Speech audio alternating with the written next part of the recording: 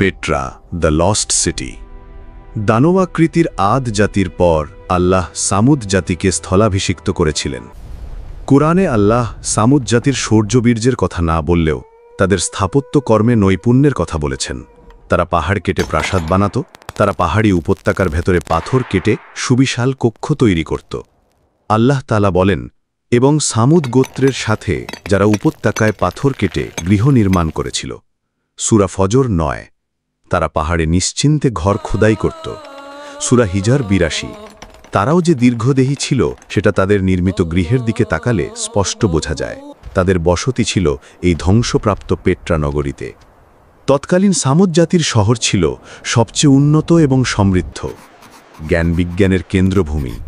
কোরআনে উল্লেখিত সকল ধ্বংসপ্রাপ্ত অভিশপ্ত শহর বন্দরগুলো এবং জাতিগুলো নিজেদের সময়ে পৃথিবীবাসীর কাছে তেমনই ছিল যেমন আজ আমাদের কাছে আমেরিকা, চীন বা রাশিয়া।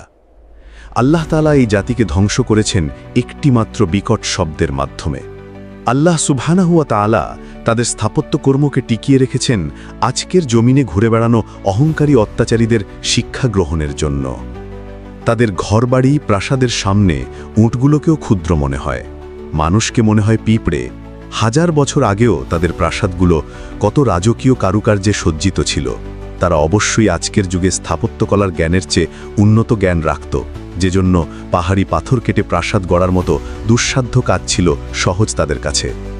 এক আর্কিওলজিস্ট অবাক হয়ে বলেন, তাদের দালানকোঠা নির্মাণের পদ্ধতিটা বিস্ময়কর। তারা আগে উপরের দিক দিয়ে নির্মাণ কাজ শুরু করে, এরপরে নিচের দিকটা করে, যেটা আজকের স্থাপত্য নীতির বিপরীত। অভিশপ্ত সামুদ জাতির নির্মিত এসব সুবিশাল সুউচ্চ গৃহগুলো দেখলে তাদের দৈহিক গড়নের ব্যাপারে আঁচ করা যায়। তাদের গৃহের দরজাগুলোয় পাশাপাশি 20 জন দাঁড়ালেও পুরোপুরি আটকে যাবে না। দরজার উচ্চতা আনুমানিক 40-50 ফুট। হয়তো সামুদ জাতি আদ জাতির ন্যায় অত বেশি দীর্ঘকায় ছিল না, কিন্তু এরপরও আজকের প্রেক্ষাপটে অতিকায় আল্লাহ ভালো জানেন। আজ কাফেররা সারা পৃথিবীতে মুমিনদের উপর নির্যাতন করছে। আজ উম্মাহ মানসিকভাবে পরাজিত হয়ে গেছে। আমেরিকা, ইংল্যান্ড, রাশিয়া, চীন ইত্যাদি দেশগুলোকে অপরাজেয় এবং দুর্দমনীয় মনে করছে। অথচ তাদের চেয়েও শক্তিশালী জাতিগুলোকে আল্লাহ সুবহানাহু ওয়া তাআলা ধ্বংস করেছেন। এমন প্রতাপশালী কাউমগুলোকে ধ্বংস করেছেন যাদের 50 জনও যদি আমেরিকার ওপর দিয়ে দৌড়ে যায় তবে সন্ধ্যা হওয়ার আগেই আমেরিকার অর্ধেক ঘরবাড়ি এবং সমগ্র শক্তি ধ্বংস হয়ে যাবে। যে সকল ধ্বংসপ্রাপ্ত অভিশপ্ত জাতির কথা আল্লাহ উল্লেখ করেছেন তারা সকলেই তাদের যুগগুলোতে সবচেয়ে শক্তিধর এবং অত্যাচারী, এমনকি আজকের যে কোনো কওমের চেয়েও শক্তিধর ছিল।